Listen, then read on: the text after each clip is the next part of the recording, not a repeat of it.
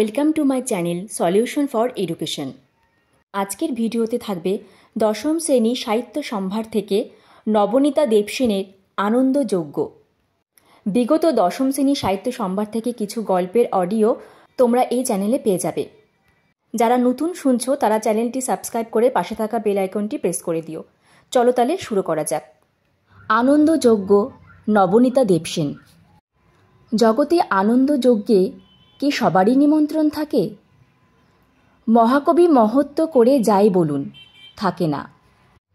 আনন্দযজ্ঞে চিরন্তন guest control, short listed হতে হয়। আর যজ্ঞ মানেই আগুন আর আহুতি, হবই চাই। আনন্দযজ্ঞ তো সোজা ব্যাপার নয়, সর্বস্ব মেধের ঘোড়া ছুটিয়ে বেরিয়ে পড়তে হবে, আটো গাঁট ছিঁড়ে। জীবনে যদি কখনো দয়া করে আটো গাঁটগুলো খুলে দেয়, তবেই না বেরিয়ে পড়া সম্ভব। আর সেইটাই হলো জগতের মহাযজ্ঞে যোগ দেবার আমন্ত্রণ। তবে হ্যাঁ, জগতে যজ্ঞভূমিতে যার একবার ডাক এসে যায় সংসার সুখের পংক্তি ভোজে, তার কিন্তু আর নিমন্ত্রণ থাকে না। সে তখন আলাদা প্রাণী।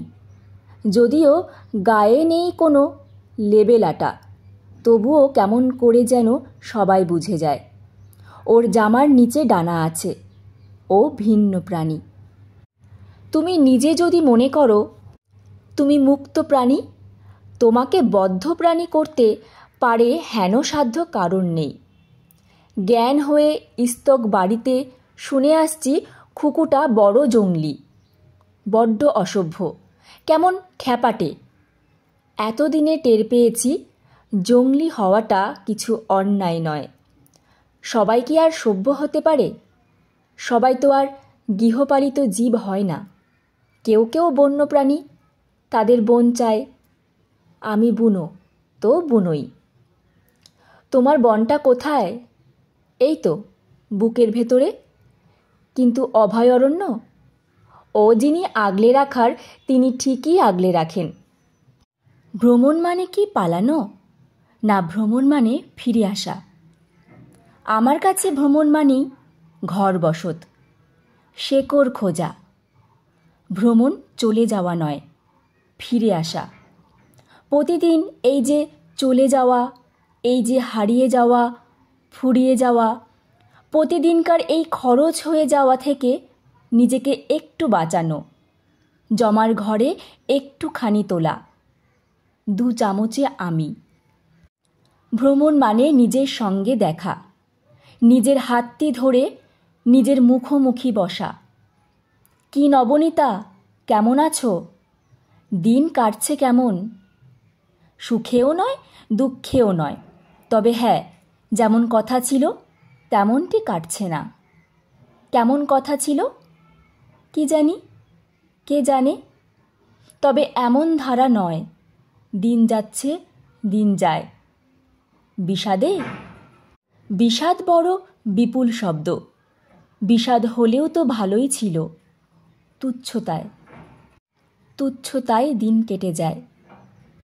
কি অবহেলায় সূর্য ওঠে, কখন যেন ডুবে যায়।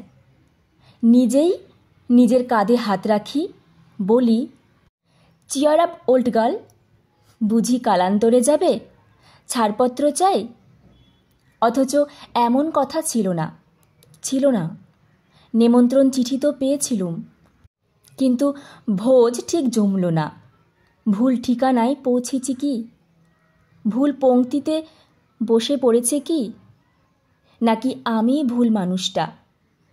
কি জানি, কে জানে। পায়ে যেন বেরি, গলায় যেন ফাঁস। কেবল ইচ্ছে করে বেরিয়ে পড়ি, দৌড়ে চলে যায়, একটু ছুটে বেড়ায়। ছোটবেলায় পড়তে পড়তে আমার ইচ্ছে করত একটু স্কিপিং করে নেবার, বারান্দায় গিয়ে একটু লাফিয়ে আসতুম। কে জানতো এখনও সেই ইচ্ছেটা এমন করে থেকে যাবে বুকের মধ্যে? কে জানতো মধ্যদিনের রোদে যে বুকের ভেতরটায় এমনই দারুণ খরা লাগবে? কে জানতো জ্বলে যাবে মাঠকে মাঠ, স্বাদের বীজ ধানও পুড়ে লাল। ভ্রমণ আমার বৃষ্টি। কিছুদিন না বেরোতে পারলে আমার মনে হয় গাছ পাথর হয়ে যাচ্ছি। তুমি জানতেও পারবে না চলমান জগৎ কখন তোমাকে চিরে চ্যাপ্টা করে রেখে যাবে। তুমি খাচ্ছ, দাচ্ছ, চাকরি করছো, ভাবছ বুঝি দিব্যি বেঁচে আছো, কিন্তু যারা তোমার কাছাকাছি আসবে তারা মরা মানুষের বাসি গন্ধ পাবে। ঘুরে যে বেড়ায় তার গা থেকে তাজা ঘাসের মতো টাটকা জীবনের সুরভি বেরোয়। ভ্রমণ জীবনের লবণ আর লাবণী। মানুষ না হয়ে সাপ হলুপ না কেন যে? বছর বছর দিব্যি খোলস পাল্টানো যেত। এ খোলসটা আর যে সহ্য হচ্ছে না, কিন্তু ছাড়ি কেমন করে? প্রতিটি ভ্রমণে একটু করে খোলস ছাড়ার চেষ্টা, একটু মুছে যাওয়া, একটু ফিরে হওয়া, কিছু রিফু কর্ম, একটা নবজন্মের প্রয়াস, একটি মৃত্যুর পরিবর্ত। ভ্রম ধাতুর একটি অর্থ জরায়ুর মধ্যে নবীন প্রাণের স্পন্দন, জেগে ওঠা। সেই মানেটাই আমার সবচেয়ে যথাযথ মনে হয়।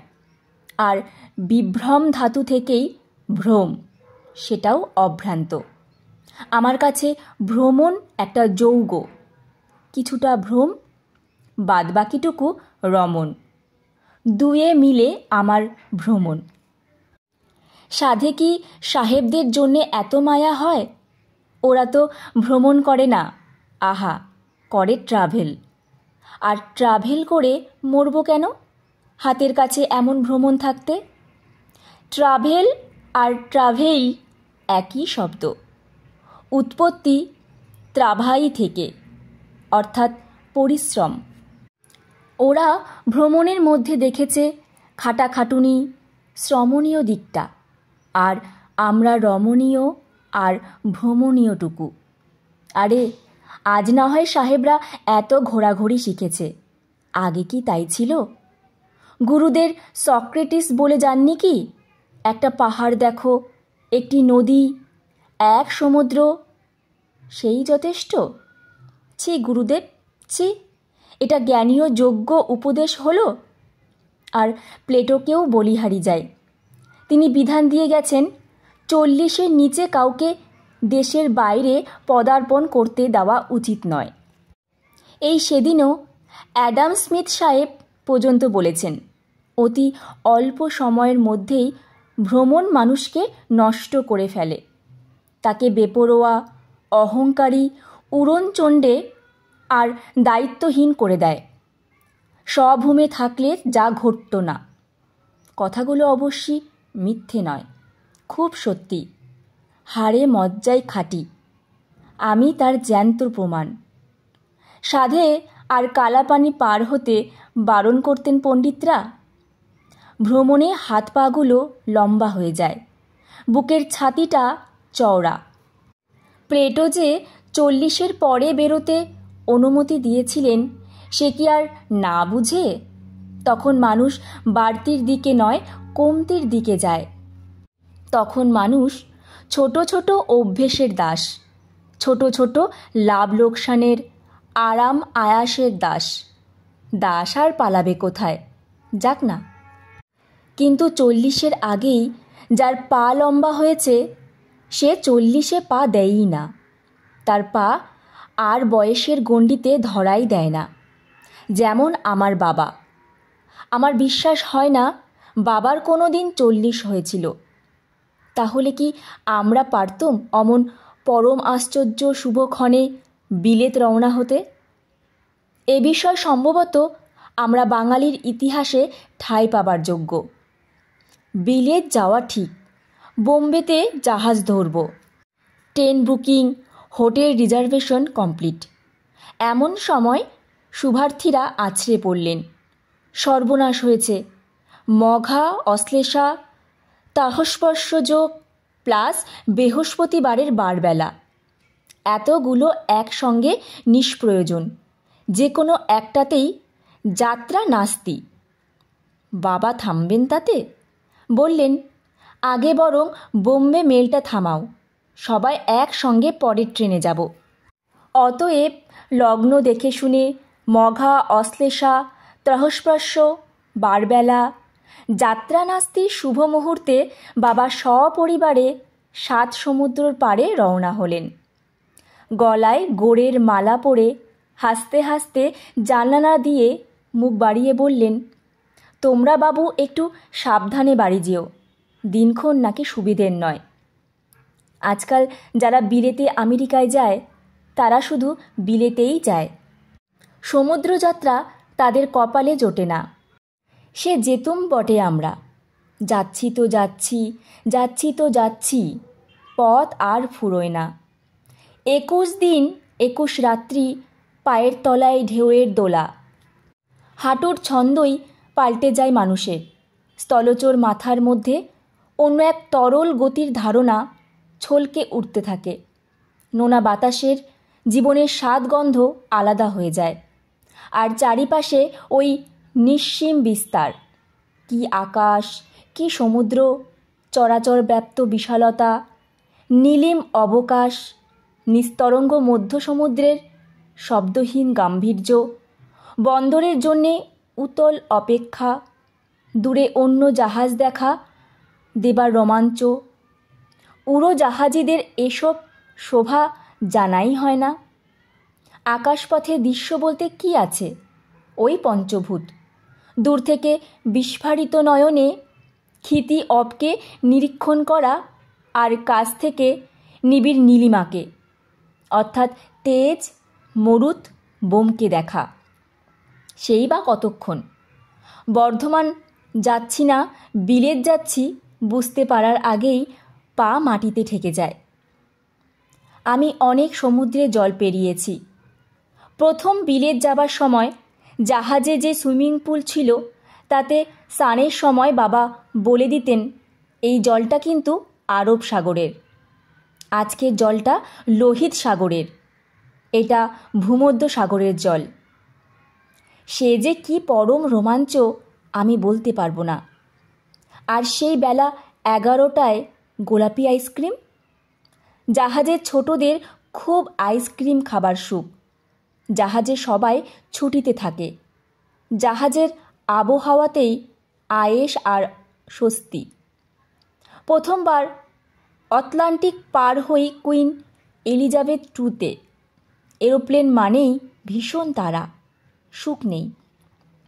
যে লোকটা চাকরি করতে যায় আর যে লোকটা বেড়াতে যায় দুটো কিন্তু এক মানুষ নয়। একজন খাঁচার পাখি, অন্যজন উড়াল জানে। একজন আরেকজনকে হিংসে করে। রঞ্জন বলে, বেড়াতে বেরুলেই দিদি অন্য লোক। মেয়েরা বলে, কলকাতায় ফিরেও তুমি অমনি থাকো না কেন মা? মা বলেন, কলকাতা কুকুর সয় না। দীপঙ্কর বলে, কলকাতায় দিদির মিনিমাম থাকা উচিত। আমি বলি, কলকাতায় তো আমি থাকিই না। কলকাতায় যে থাকে সেতে অন্য লোক। এই শহরটাও আমার সেই চেনা শহরটা নয়। এই মেয়েটাও আমার চেনা মেয়েটা নয়। এই অজানা শহরে ওই অজানা অদ্ভুত মেয়েটা বাঁচল কি মরল তাতে আমার কি? কি ভয়াবহ ওর জীবন! নিঃসময়, সঙ্গীহীন, সদা ব্যস্ত, নিজেকে নিয়ে তিতি বিরক্ত। ওই মেয়েটা কে? পান থেকে চুন খসলেই যার সর্বনাশ হয়, দিন রাত রুগ্ন। কেন যে ওই মেয়েটাকে লোকে আমি বলে ভাবে? আমার তো কোনো বিঘ্নই বিঘ্ন বলে মনে হয় না, কোনো ক্রিয়ায় অভ্রান্ত বলে আশা হয় না। সব পাঁচিলই ডিঙানো যায়, সব ভুলই শুধরানো সম্ভব। কোনো যুদ্ধই যুদ্ধ নয়, খেলা। ট্রেন মিস হলো, হলো তো হলো, নেক্সট ট্রেন। একটা না একটা গাড়ি একদিন না একদিন আসবেই, তারা কিসের? কিন্তু এটা তো ঠিক, সংসারের সঙ্গে লাগাম বাঁধা আমিটার মনে হয় না। তার সব কিছুই মরণ বাচন সংগ্রাম। মন্ত্রের সাধন নতুবা শরীর পাতন। শরীর পাতনটাই হয়, মন্ত্র অসাধিত থেকে যায়। সংসারের দড়ি-দড়া ছিঁড়ে কলকাতার আস্তাবল থেকে বেরোতে পারলেই সব সবুজ, সব শান্ত। কেবলই ইচ্ছে করে বেরিয়ে পড়ি, চলে যাই। কিন্তু কোথায়, কখন? ছুটি দেবে কে? ঘর আগলাবে কে?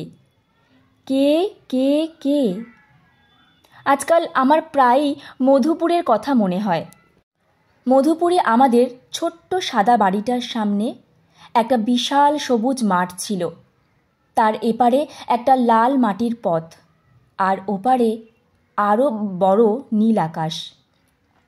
ওই মাঠটাই আমি জেনে নিয়েছিলাম আসলে তেপান্তর।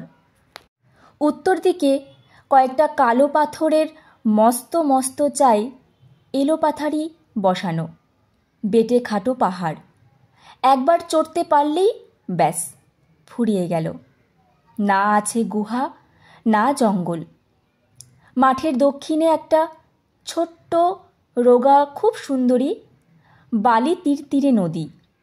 নদীর ওপারে ছড়ানো ধানক্ষেত, এপারে কুমোর পাড়া। চাক ঘুরিয়ে ঘুরিয়ে ওরা সাজি ভরে ছোটদের রান্নাবাড়ির খেলনাতে। সেই কুমোরের চাকে চোখ রেখেই আমার দিনের চাকা ঘুরে যেত। সন্ধে আর শীত নেমে আসত রোগা নদীতে ক্ষুদে রূপলি মাছেদের গায়ে রাঙা সোনা গলিয়ে। সোয়েটারের ওপর কোট চড়াতে বাড়ি ছুটতুম। পিছু পিছু ছুটত লিলি। ইদারার ইটের গাদার কোণে 4টে কুকুর ছানা হয়েছিল। মাটা কোথায় চলে গেল কে জানে? থেকে গেল কেবল লিলি। ছুটি ফুরোলে আমরা মধুপুর ছেড়ে, লিলিকে ছেড়ে চলে এলুম স্কুলের রাজ্যে, কলকাতায়। সেই ধানক্ষেত আর পাহাড় নিয়ে খোলা মাঠটা, ইদারা আর গোলাপ ফুল নিয়ে সাদা বাড়িটা, রূপলি মাছ আর সোনালি সূর্যাস্ত নিয়ে ঝিরঝিরি নদীটা পেছনে পড়ে রইল। কিন্তু পেছনে পড়ে রইল কি? এই তো আজও, এত বছর পরেও বুকের মধ্যে সেই মাঠে স্মৃতির বাতাস সনসন। সেই কুমোর বাড়ির চাক ঘুরছে বনবন। দুহাতের মধ্যে টকাটক উঠে আসছে নিটোল স্মৃতির ভাণ্ড। লিলি কচি গলায় ভৌ ভৌ করে ছুটে ছুটে আসছে এক্কা গাড়ির পেছু পেছু, যতক্ষণ না মালির ছেলেটি এসে ওকে কোলে তুলে নিচ্ছে। ওই ছেলে আমার খেলার সাথী। ওর সঙ্গেই আমি পাহাড়ে উঠি, পেয়ারা গাছে চড়ি। এই তো আমি ইদারার পাশে গামছা পরে গুটি গুটি বসে আছি, আর ছোট বালতি করে জল তুলে ও আমার মাথায় ঢেলে দিচ্ছে। শীতের ভয়ে আমার যতই কাঁপুনি, ওর ততই হাসি। ওর হাতে সব সময় একটা ছপটি থাকে, তাই দিয়ে পেরে দেয় বুনো কুল, উঁচু ডালের পেয়ারা। কিন্তু ওর নাম কি? গলায় মাদুলি বাঁধা রুক্ষ চুল, ওই ছেলেটার নাম কি? এই ছেলে, তোর নাম কি রে? রেলগাড়ির ঝাঁকুনিতে এক্কা গাড়ির ধুলোয় স্টেশনের হাঁকডাকে আমার মনের তার বাঁধা, শরীরেও। ট্রেনের মধ্যে ঘুম ভাঙিয়ে মা ঝাঁকুনি দিচ্ছেন। খুকুরে, ওঠ ওঠ, ওই দেখ হলদিঘাট দিয়ে যাচ্ছি আমরা। হলদিঘাট? পানিপথের যুদ্ধ? হ্যাঁ হ্যাঁ, রানা প্রতাপ রে। মার সেই উত্তেজনা আমার চেয়ে একটুও কম ছিল না। কিংবা গুম গুম শব্দে গভীর রাত্রে ট্রেনের মধ্যে ঘুম ভেঙে গেল, বাবা খুশি হয়ে বললেন, উঠে পড়েছিস? ওই দেখ কত বড় নদী, গোদাবরী। সবগুলো নদী দেখিয়েছিলেন বাবা, কৃষ্ণা, কাবেরী, নর্মদা। সেবার অনেক ঘুরেছিলুম দক্ষিণ ভারতে। মহাবলীপুরম যা দেখেছিলুম, পরে গিয়ে দেখেছি তার অনেকখানি জলে ডুবে গেছে। কিন্তু রাত 2টোর গোদাবরী ব্রিজ বুকের মধ্যে এখনও প্রতিধ্বনি তুলে চলেছে। মাঝরাতের লণ্ঠনের আলোয় গাছের তলায় হাওয়াই দ্বীপের সুন্দরীদের ঘাসের ঘাগরা পরে আলোহা নৃত্য দেখে কিংবা হঠাৎ বাঘঘুরেই বরফ ঘেরা ফুজিয়ামা পাহাড়ের চূড়ো দেখতে পেয়েও সেই আশ্চর্যের তুলনা পায়নি। তবে হ্যাঁ, ছেলেবেলায় নালন্দা দেখে যে উত্তেজনা হয়েছিল, বড় হয়ে ক্রিট দ্বীপে গিয়ে ল্যাবিরিন্থ দেখে প্রায় তেমনই ছেলে মানুষই রোমহর্ষণ হয়েছিল আমার। তবে এও সত্যি, অ্যাথেন্স দেখে অতটা উত্তেজিত লাগেনি। ডেলফাইয়ের সূর্য মন্দির দেখে যেমন, অপরূপ গ্রিস, তখন 9 মাসের শিশু পেটে। ইজিয়ান সমুদ্রে খুব সাঁতার কেটেছি মনের সুখে। 150 মাইল বাসে পাহাড় ডিঙিয়ে ডেলফাই গেছি। জাহাজে চড়ে গ্রিসের দ্বীপে ঘুরেছি। পরে ডাক্তার বলেছেন, কি সর্বনাশ, ভগবানই শিশুটাকে বাঁচিয়েছেন। কি কাণ্ড!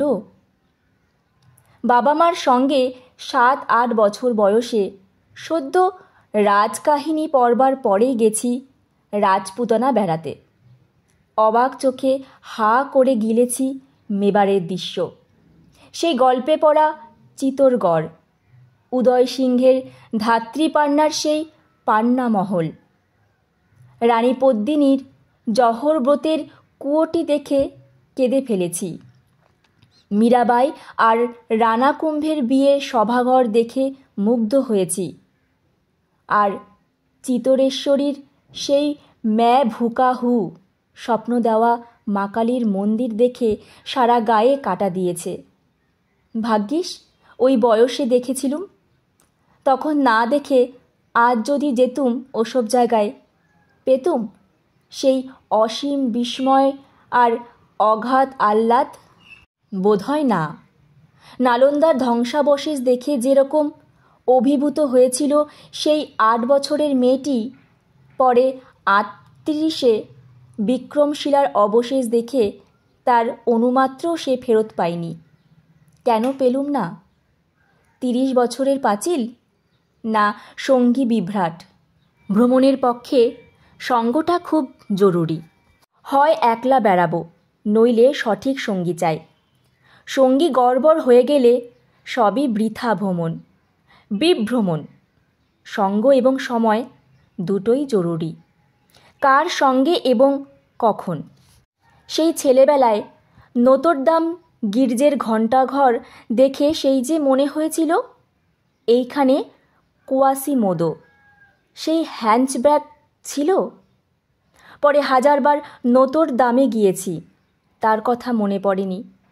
লোটাস উইন্ডোর শিল্প সৌন্দর্য নিয়ে মাথা ঘামিয়েছি, সেই রোমাঞ্চ আর পাইনি। তবে 12 বছর বয়সে ব্রিটিশ পার্লামেন্টে চার্চিল আর অ্যাটলিস সাহেবকে দেখেছি ভেবে আজ যতটা তীব্র রোমাঞ্চিত হই, যেদিন দেখি সেদিন তা ঘটেনি। বরং বাবা মার ওপরে দারুণ রাগ হচ্ছিল। কি দরকার ছিল আমাকে শাড়ি পরিয়ে বড় মেয়ে সাজিয়ে ভেতরে ঢোকানোর? বোরিং যত সভা চলছে রাজনীতির।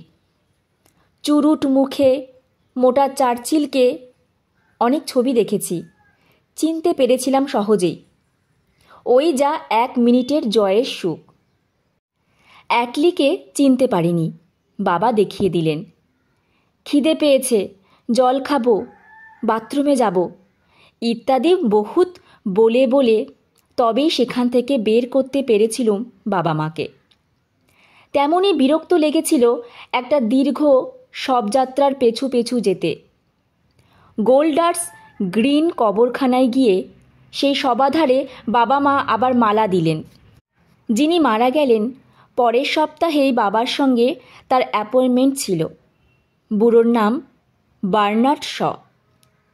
ভ্রমণ আমার জীবনে বারে বারে নানাভাবে এসেছে, নানান নবনীতাকে উদ্ঘাটিত করেছে আমার ভেতরে। তবে বাল্যে কৈশোরে বাবা মায়ের সঙ্গে সেই যে বেরিয়েছি, পরে অমর্ত্যর সঙ্গেও প্রচুর ঘুরেছি, কিন্তু দুটো আনন্দের জাত আলাদা। অমর্ত্যর সঙ্গে ঘোরার মধ্যে কোথায় যাচ্ছি তার চেয়েও আমরা দুজনে কোথাও যাচ্ছি, এটাই বেশি আনন্দের ছিল। উনি খুব ব্যস্ত মানুষ, সময় করে বেরুতে পেরেছেন, এটাই মস্ত ব্যাপার। বাবা মাকে তো আলো বাতাসের মতো নিঃস্বপত্ন অধিকারে পেয়েছি। তাদের সঙ্গে গেলে দ্রষ্টব্য স্থানটিতেই তাই মনোযোগ পড়েছে বেশি। অমর্ত্যর ট্যুরিস্ট স্বভাব নয়। ফটো তোলা, ঐতিহাসিক স্থল দেখা এসব একদম পছন্দ হতো না। ওর উদ্দেশ্য রিল্যাক্স করা, ছুটি উপভোগ। আমার আবার বাঙালির মতো আদেক্ষের স্বভাব। গির্জা, মিউজিয়াম, প্যালেস এসবেও লোভ। বোধহয় ছেলেবেলায় বাবা মার সঙ্গে অত ঘুরে বেরিয়েই এই বেড়ানোর নেশাটা রক্তে ঢুকে গেছে। বাল্যের নিত্য নতুন বিস্ময়ের তুলনা নেই। সেই ইঁদুরছানার আলমারির কোণটি দেখেই ওরে বাবা, পৃথিবীটা এত বড় নাকি বলার মতো অবস্থা হতো। রাজগীরে জরাসন্ধের পাহাড় দেখে যেমন লেগেছিল, তারপর তো দেখলুম লোহিত সাগরের জল মধ্য সমুদ্রে সত্যি বেশ লালচে। দেখলুম সুয়েজ খালের হালকা সবুজ জলের তলা থেকে মিশরীয় ছেলেরা কেমন ডুব দিয়ে পয়সা কুড়োচ্ছে, গঙ্গা নদীতে ঝাঁপানো বাঙালি ছেলেদের মতো। ভূমধ্য সাগরের নীল জল, চিরবিক্ষুব্ধ বে অব বিস্কে সব পেরিয়ে শেষে যখন টিলবেরি ডকে পৌঁছে টেমসের বুকে এসে থামলুম, তখনও কি বিশ্বাস হতে চায় এটাই বিলেত? কি হতাশই হয়েছিলুম টেমস নদী দেখে। এই তবে লন্ডন ব্রিজটা মন্দ লাগেনি, তবু ভালো, বিলেতের ছবির মতোই দেখতে। সহজে বিশ্বাস কি হতে চায়? যেমন জাহাজের ডেকে দাঁড়িয়ে ঝাঁকে ঝাঁকে উড়ুক্কু মাছকে উঠতে দেখছি, এখানে জল ছেড়ে শূন্যে লাফিয়ে উঠছে, একটুক্ষণ বাতাস কেটে ফের ওখানে ঝাঁপিয়ে জলে পড়ছে। স্বচক্ষে দেখার আগে বইতে যখন পড়েছি উড়ুক্কু মাছের কথা, ঠিক বিশ্বাস করিনি। মাছ আবার ওড়ে? তেমনি বইতে যতই পড়ি না কেন, সত্যি যে চোখে কোনো দিন নিশীত রাতের সূর্য দেখতে পাবো তা কি ভেবেছি? সূর্য ড্যাব ড্যাব করে চেয়েই রইলেন, পাটে নামার নামটি নেই। ঘড়িতে সন্ধে পেরিয়ে মাঝরাত্রির হয়ে গেল, সূর্য আর ডোবে না। ঘুমোবো কি করে? রাতই হচ্ছে না তো।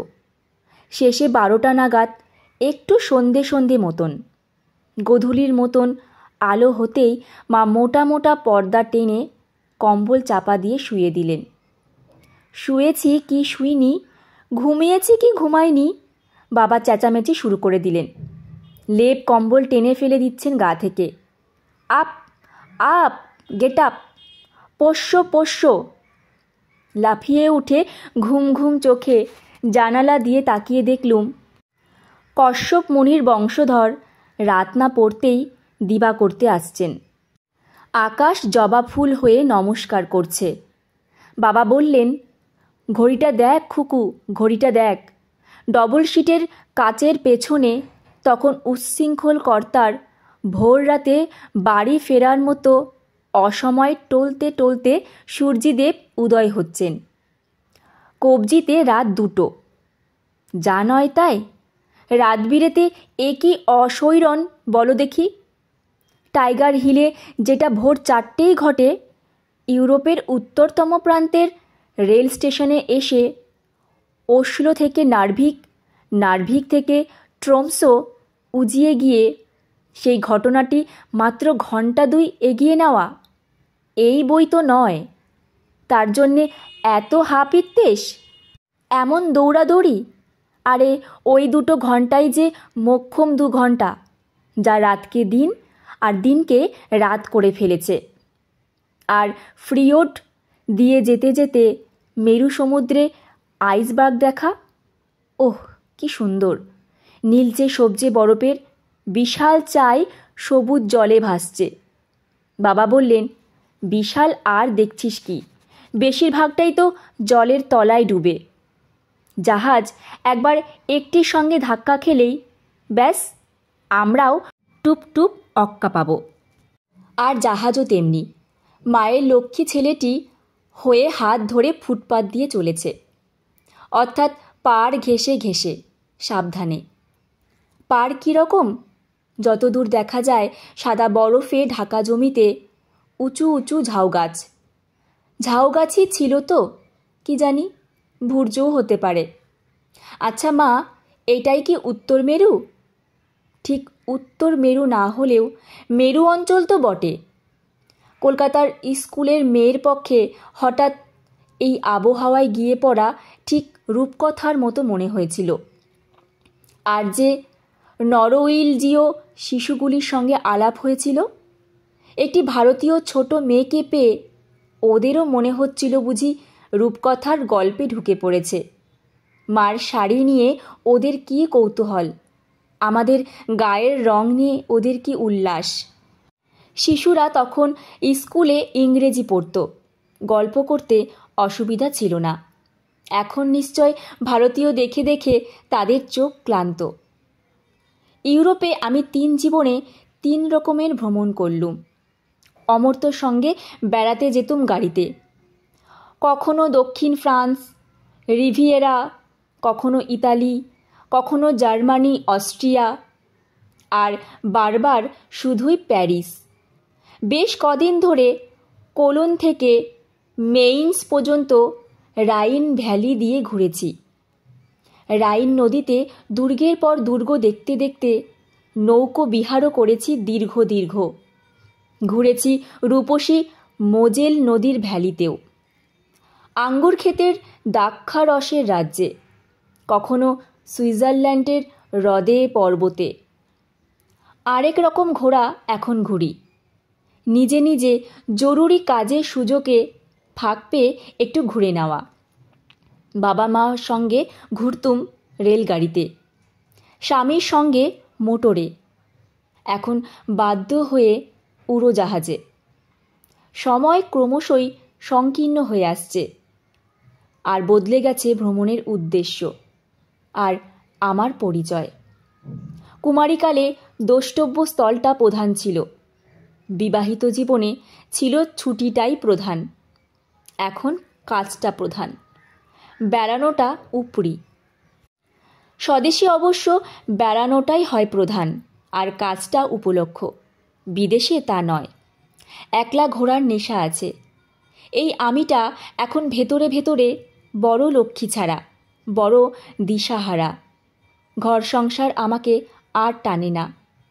সংসারকে বড় কঠিন মনিব বলে মনে হয়, কয়েদখানা। চাপকে চাপকে পাপোশ তৈরি করিয়ে নেয়। সংসার মানেই হাজতবাস। মুক্ত কেবল সাধু সন্ন্যাসীরা, যাদের বাধা ঠিকানা নেই, পূর্ব স্মৃতি নেই, বহতা নদী, রমতা সাধু।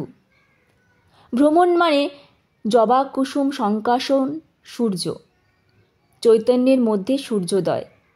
ভ্রমণের মধ্য দিয়ে সুতো গুটিয়ে আনি আমি, গোড়ার কাছে ফিরি। অমন ভ্রমণ চট করে হয় না, কখনো কখনো ঘটে যায়। যেমন হয়েছিল গত বছর পুজোর সময় হরিদ্বারে, ঋষিকেশে। অথচ এবছর গ্রীষ্মে বহুত ঘুরেছি। প্রথম আয়ারল্যান্ড ভ্রমণ, প্রচুর অবিশ্বাস্য স্থান এবং মনুষ্য আবিষ্কার, যেমন চিনুয়া আচিবি, হোহে লুইস বোর্হেস এবং অ্যান্টনি বার্জেসের সঙ্গে আলাপ। এই প্রথমবার রাশিয়া দর্শন, আবার আমেরিকা, আবার কানাডা। আরও বিশিষ্ট মনুষ্য আবিষ্কার, যেমন কার্লোস ফুয়েন্তেস। একটানা 34 ঘন্টা ধরে আকাশে উড়েছি, লম্বা চওড়া ব্যাপার। কিন্তু গত বছর পুজোর ছুটির মতনটি আর হবে না, আকাশে সেই আলোই দেখা দেবে না আর। ঋষিকেশ, ঋষিকেশ, আমার মধ্যে স্থিত থাকো। আমরি গঙ্গা, আমার রক্তস্রোতে প্রবাহিত থাকো। আর হিমালয়, তুমি থাকো আমার বিশ্বাসের গভীরে অবিচল। আমার বুকের ভেতরে যে কান আছে, সেখানে বাজুক ব্রাহ্ম মুহূর্তের সেই অশ্রুতপূর্ব দৈব নৈশব্দ। সেই প্রস্তুতি। সাধু নই, কিন্তু সংসারও আমাকে গ্রহণ করেনি। আমার মুক্তি তারায় তারায়। সত্যি সত্যি ভবঘুরে মেয়ে। যত্রতত্র ভোজনে আমার একটুও অসুবিধে নেই, এবং হট্ট মন্দিরে শয়নেও না। অথচ উড়নচণ্ডী এদেরই বলে, এবং ত্রিভুবনে উড়নচণ্ডী মেয়েদের কেউ ভালোবাসে না। তাদের নিয়ে কেউ কবিতা লেখে না। তাদের চোখ যে পাখির নীড়ের মতো হয় না, পাখির উড়ন্ত ডানার মতো হয়। সব পথ যেখানে এসে ফুরোয়, সেইখানে অপেক্ষায় থাকার কথা যে নারীর, এ মেয়ে সেই মেয়ে নয়। 1000 বছর ধরে যে পুরুষ পথ হাঁটেন, তিনি তো নারীকে সঙ্গে নিয়ে হাঁটেন না, নারীরই কাছে এসে থামেন। দুদণ্ডের শান্তি জল আছে যার আজলায়, শরৎচন্দ্রের তালপাতার পাখা আর গরম লুচিতে, বুদ্ধদেবের 8 ঘণ্টা নারীর আলস্যে। ওই একই প্রতীক্ষার বাণী, আতিথ্যের বাণী। এতদিন কোথায় ছিলেন? কিন্তু মেয়েদেরও যে দীর্ঘ পথ হাঁটতে হয়, মেয়েদেরও যে ক্লান্তি নামে, দুদণ্ডের শান্তির তেষ্টা পায়, সে কথাটি কেউই খেয়াল করে না। ভ্রমণ আমার একক পথ চলায় সেই শান্তি। নিজেই নিজের কাছে ভেসে উঠি একটা চরের মতন, যেখানে আশ্রয় নেওয়া যাবে। সত্যি ছুটি কি আমাদের আছে? সে মেলে কেবল সন্ন্যাসে। ঘড়ি পরা, মিটিং করা সন্ন্যাসে নয়, অন্য এক ঘড়িহীন অনন্ত সময়ের চেতনায়। মঠে মন্দিরে নয়, হয়তো অরণ্য পর্বতে। আমার তো ভরতমুনির দশা হয়েছে। এই মায়ার গেরো না খুলতে পারলে মুক্তি নেই। আপাতত এই ভ্রমণই একমাত্র মুক্তি। ফুটফুটে জ্যোৎস্নায় হাসন্ত ধানক্ষেত আর ভাসন্ত শাপলা ফুলের ধার দিয়ে, ছায়া ছায়া বাঁশঝাড় আর নামনা জানা অন্ধকার গাছের তলা দিয়ে 3-4টে ঘুমন্ত গ্রাম পার হয়ে পৌঁছেছিলুম অতনুর বাড়িতে। রাত 2টোর সময় রবাহূত অতিথিদের সে কি যত্ন, কি আপ্যায়ন! চা, বিস্কুট, মুড়ি, নাড়ু। হ্যাঁ, জোয়ার দেখেছি বটে সেই রাত্রে। একই সঙ্গে জলের আর জ্যোৎস্নায় জোয়ার। নৌকো পথ ভুলে উঠে ঢুকে পড়েছিল জলে ঢাকা ডাঙায়। মাঝি নেমে পড়ে ঠেলে ঠুলে কখনো ধানক্ষেত থেকে, কখনো গেরস্তের উঠোন থেকে নৌকাকে ফিরিয়ে আনছিল নদীর জলে। কানা উচ্ছন্ন চরাচরব্যাপী চন্দ্রালোকে ঝোপঝাড় শাপলা শালুকগুলোকে রুশোর আঁকা ছবির ফুলপাতা বনজঙ্গলের মতো অবাস্তব দেখাচ্ছিল। কাছেই বাঘ ডাকতে পারত, তার বদলে তীব্র তীক্ষ্ণ শীষ দিয়ে জ্যোৎস্না রাত্রি চিরে ফেলেছিল বাঘের মতোই এক রাত পাখি। গরান বাইন গাছগুলোর কপাল পর্যন্ত জলে ডুবে গেছে। বন্যার ছবির মতোই দেখাচ্ছিল মাইনাস শোক। ফেরার সময় ছিল ভাটা। কামড় ভর্তি খাড়িতে নেমে গুণ টানতে টানতে উজান বেয়ে নৌকা আনতে যান নিকলে গিয়েছিল মাঝির। জল নেমে গেছে অনেক নিচে। বাইন গরান গাছগুলোর উঁচু ডালে ফুল ফলের মতো ঝুলে আছে গেরি, গুগলি, শামুক। সে যে কি বিসদৃশ্য কৃষ্ণের মুখে সিঁদুর কুমকুম লেগে থাকার চেয়েও বেশি। এবার বোঝা গেল হিমালয়ের মাথায় কি করে তিমির কঙ্কাল পাওয়া যায়। প্রাগৈতিহাসিক জোয়ার নেমে যাবার কাহিনী সেটা। বন্ধুরা বকে, এত লোক বেড়াতে যায়, তোর বেলায় যত অঘটন ঘটে কেন? তোরই ভিসা ফুরিয়ে যায়, তোকেই পুলিশ ধরে, তোরই বাক্স প্যাটরা খোয়া যায়, তোরই পাসপোর্ট, তোরই ট্রাভেলার্স চেক বই বারবার হারিয়ে যায় কেন? নিজের গাড়িটা না হয় অনবরত যত্রতত্র বিগড়ে ফেলেছিস, কিন্তু তুই মার্কিনী রেলগাড়ি পর্যন্ত বিগড়ে ফেললি কেমন করে? কি করে ম্যানেজ করিস এত গণ্ডগোল? বকুনি খাওয়া ছাড়া উপায় কি? সত্যি কথাই তো। সেবার শান্তিনিকেতন থেকে ফেরার পথে ল্যাংচা খেতে গিয়ে গাড়ির চাবি শক্তিগড়ে হারিয়ে গেল। কি করে ফিরলুম? অন্য একটা ফিয়াট গাড়ি দাঁড় করিয়ে তার চাবি দিয়ে স্টার্ট করে নিয়ে চাবি ফেরত দিয়ে ওই স্টার্টই বজায় রেখে রেখে যদ্দূর যাওয়া যায়। লেভেল ক্রসিংয়ে এসে নেক্সট ফিয়াট গাড়ি ধরো। ওইভাবেই গাড়ি শুদ্ধ ছাত্রীদের এনে ফেলেছিলুম কিন্তু ডানলপ ব্রিজ পর্যন্ত। এই অসামান্য কীর্তির জন্যে কেউ একটা বাহাদুরি তো দিলেই না, উল্টে চাবি হারানো নিয়ে খোঁটা দিতে লাগলো। অথচ চাবিটা হারালো খোকন। আর মার্কিনী রেলগাড়িটা কি আমি ভেঙে ফেলেছিলুম? শিকাগো টু সান ফ্রান্সিসকো যাচ্ছি, পথে এই সব বরফ ঝড় হলো যে বুড়ো বুড়ো রেড উড ট্রি উপড়ে পড়ল রেল লাইনে, আর ফেদার নদীর সেতু গেল ভেঙে। ট্রেন প্রায় পৌঁছে এসেছিল রসদ সংগ্রহের এক ঘাটির কাছে, তাই জল ফুরিয়ে গেল, খাদ্যও ফুরিয়ে গেল, সবার আগে চলে গেল বিজলি ব্যবস্থা। সে দুর্গতি কল্পনাতীত। প্রচণ্ডভাবে যন্ত্রনির্ভর নিশ্চিন্ত নিয়মানুগ দেশে এমন আজব কাণ্ডের জন্যে মানসিক প্রস্তুতি থাকে না। সবাই খুব ঘাবড়ে যায়। সাহেবদের উদ্বেগ, শঙ্কা এবং আরতি চরমে উঠলেও আমাদের কাছে তো এ নস্যি। এ ধরনের আশাতীত অব্যবস্থাও ওদের হঠাৎ আত্মবিশ্বাস টলিয়ে দেয়, কিন্তু আমাদের এসব তুচ্ছ। আমি তো ফোকটে অ্যাডভেঞ্চার পেয়ে মহা আহ্লাদিত।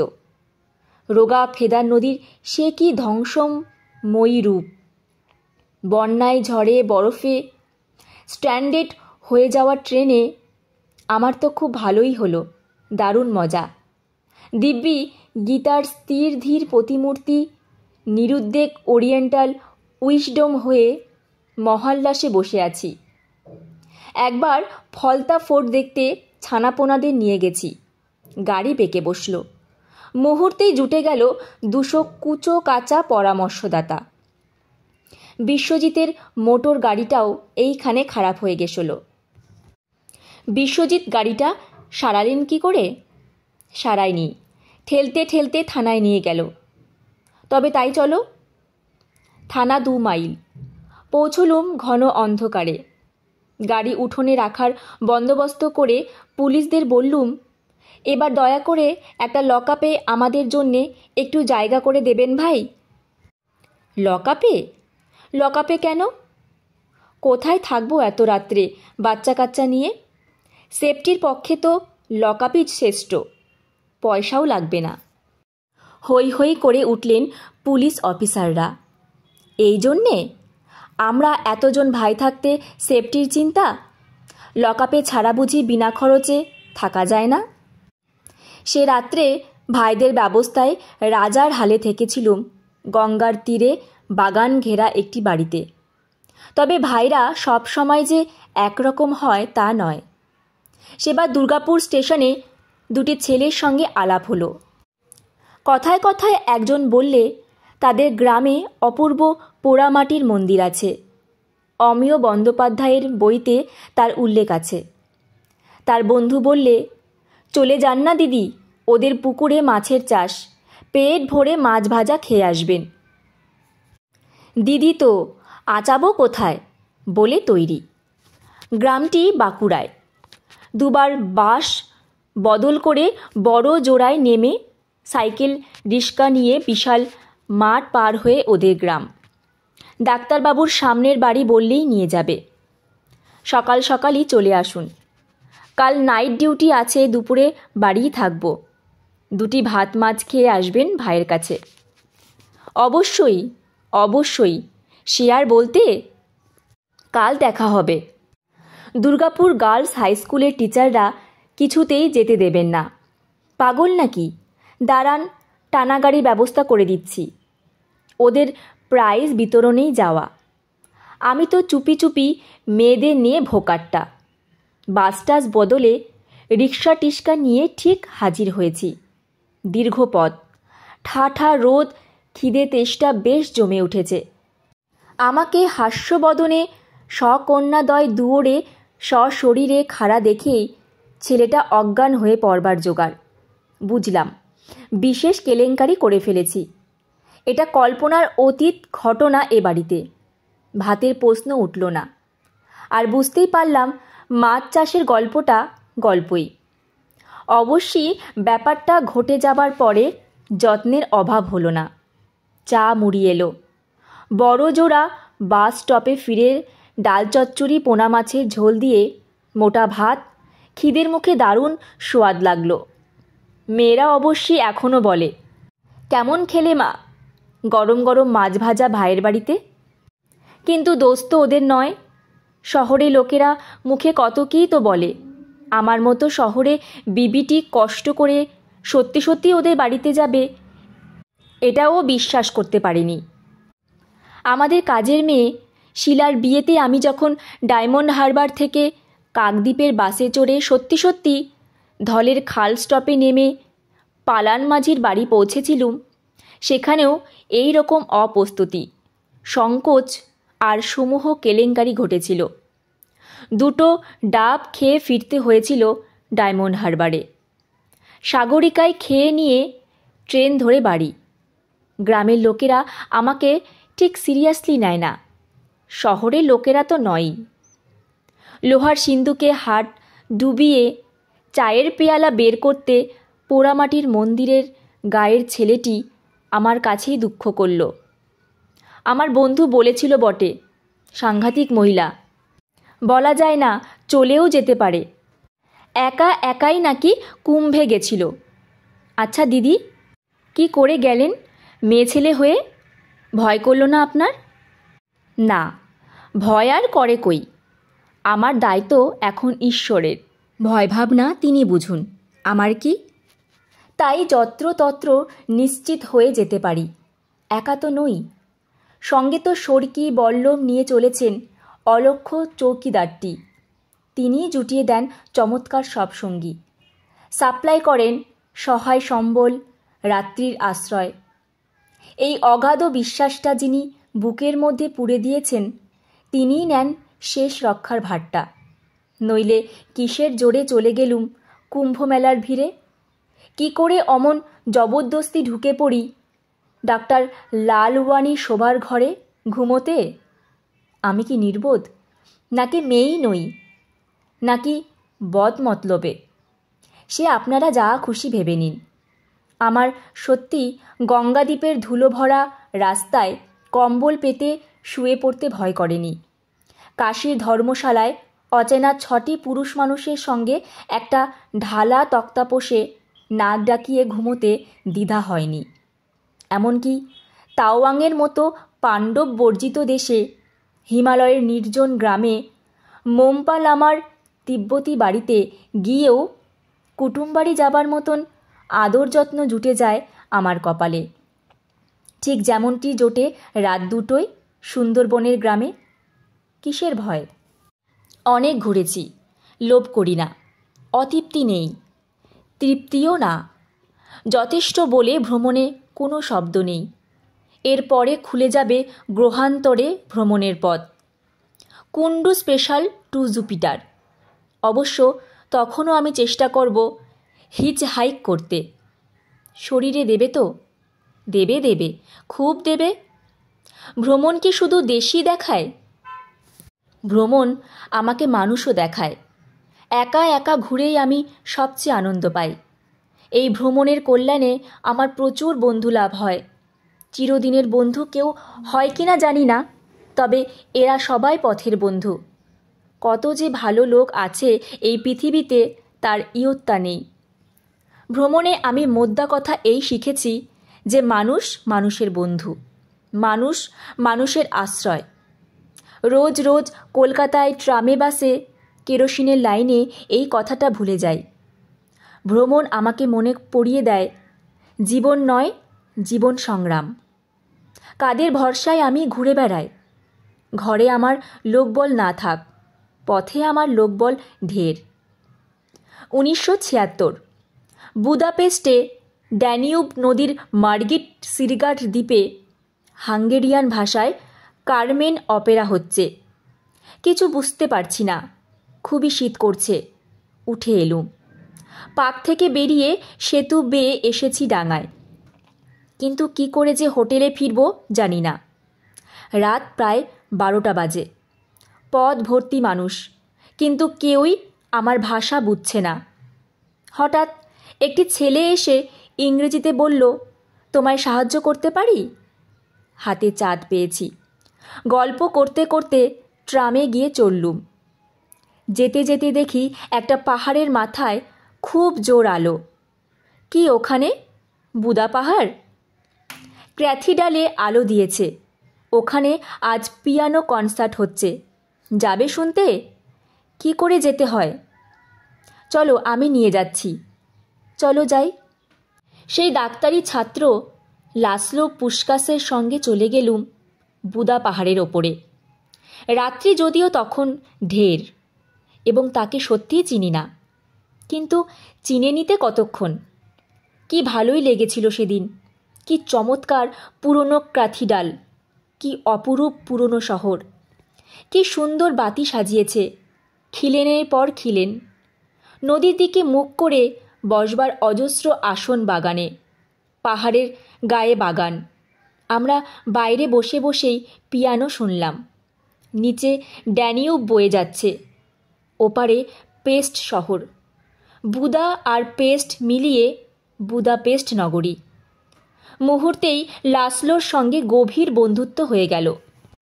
রাত 3টেয় যখন হোটেলে ফিরলুম, শুনি বন্ধুবান্ধবরা খুব ভাবনায় পড়েছিলেন আমার জন্যে। মানুষ তো এমনি, কে কখন কাছে চলে আসে, কাছের মানুষ দূরে সরে যায়। ভ্রমণের সময় পৃথিবীটা আমার খুব কাছাকাছি চলে আসে, আর সংসারে অনেক দূরে, আউট অফ ফোকাস, সরে যায়। যখন ঘুরে বেড়ায় তখন প্রত্যেকটা মুহূর্ত কত সত্য, কত জীবন্ত। জগতের সঙ্গে একটার পর একটা নতুন সম্পর্ক পাতানো হয়। বসুধা যেন পরম আত্মীয় হয়ে ওঠে, এবং আত্মীয়তা হয় নিজের সঙ্গেও। নিজের হৃৎস্পন্দনের ছন্দের সঙ্গে চেনাও বেশ হয়। কিছু ভ্রম, বাকিটা রমণ। মাইশর রিজিওনাল কলেজে সামার স্কুলে পড়াতে গেছি। ওরাই নিয়ে যাচ্ছিল বেলুর হালিবির দেখাতে। পথে বাস গেল ভেঙে। আমি 2 দিন বাদে ফিরে আসব কলকাতা। খুব মন খারাপ। রাস্তার মধ্যে দাঁড়িয়ে আছি, বাস ছাড়লে মাইশর ফিরে যাব।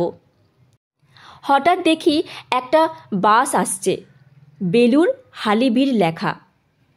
হাত দেখিয়ে চেঁচামেচি করে থামিয়ে উঠে পড়লুম। পরে বুঝলুম এটা ট্যুরিস্ট বাস।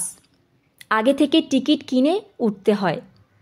কিন্তু বাসের গাইড, ক্লিনার আর ড্রাইভারের সঙ্গে এমন প্রাণের বন্ধুত্ব হয়ে গেল, তারা আমাকে বিনা টিকিটেই বেলুর হালিবির শ্রবণ বেলগোলা দেখিয়ে আনলো।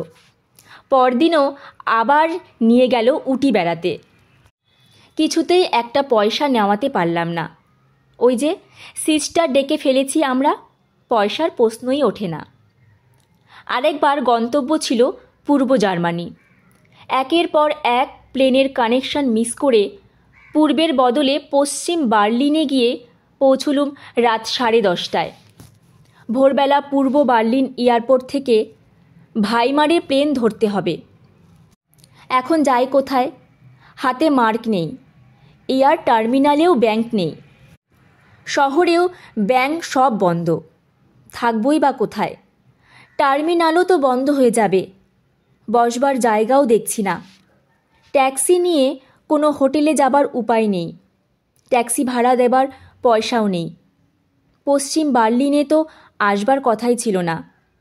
ক্রিসমাসের আগের সপ্তাহ, জবর শীত, বৃষ্টিও পড়ছে। হঠাৎ দেখি দীর্ঘ একটি ভারতীয় ছেলে। দৌড়ে গেলুম। আপনি ভারতীয়? ধরে নিন তাই। কেন বলুন তো? মহা মুশকিলে পড়েছি ভাই। সব খুলে বললুম। ছেলেটি বলল, চলুন সিস্টার আমার সঙ্গে, কিছু ভাববেন না, আমার স্ত্রী কন্যা আছে, আপনার থাকবার অসুবিধে নেই। পথ থেকে নিয়ে গেল বাড়িতে। তার নাম আলম, দেশ লাহোর, পশ্চিম পাকিস্তানের ছেলে। আমাকে স্বস্তি দিতে বলেছে, ধরে নিন ভারতীয়। কিন্তু যখন জন্মেছিলাম তখন তো লাহোর ভারতবর্ষেই ছিল, কাজেই খুব ভুলও বলিনি। আলম সলজ্জ মুখে বলেছে পরে। ভোর রাতে 4টের সময় তার স্ত্রী ডরোথি আমাকে তুলে দিয়ে চা খাইয়ে সঙ্গে করে নিয়ে বেরোলো। ফাঁকা ঘন অন্ধকার, ভয় ভয়, যানবাহন শূন্য, বৃষ্টি ভেজা বার্লিনের রাস্তায় জুতোর প্রতিধ্বনি তুলে ডরোথি আর আমি ছুটতে লাগলুম। প্রথমে ভূগর্ভ রেলে চড়ে এক জায়গায় যাওয়া, সেখানে ট্রেন বদল করে আবার এক জায়গায়। এইখানেই বাস স্টেশন। বাস নিয়ে আমি যাব শোনফেল্ড, পূর্ব বার্লিন এয়ারপোর্টে। দিনের প্রথম বাসটি ডরোথি আমায় ধরিয়ে দিল 5টার সময়। উঠিয়ে দিয়েই ওর মনে পড়ল আমার কাছে তো টাকা নেই। হাতে গুজে দিল 1 মুঠো নোট, না গুনেই। ডরোথি আলম আমার পুরো নামটা পর্যন্ত জানে না। পরে ওদের টাকা শোধ করেছি, কিন্তু অদ্ভুত করুণা অপরিশোধ্য। এমনও মানুষ হয়। তবু লোকে ভাবে আমি একা একা ঘুরি। চতুর্দিকে আমার পূর্বজন্মের সঙ্গী সাথীরা আছে না? কে বলেছে একা? ভিডিওটি এখানেই সমাপ্ত। তোমাদের কেমন লাগছে অবশ্যই আমাকে কমেন্টে জানিও। ভালো লাগলে লাইক করে শেয়ার করে দিও। দেখা হচ্ছে তোমাদের সাথে পরবর্তী ভিডিওতে। ততক্ষণ ভালো থেকো, সুস্থ থেকো। ধন্যবাদ।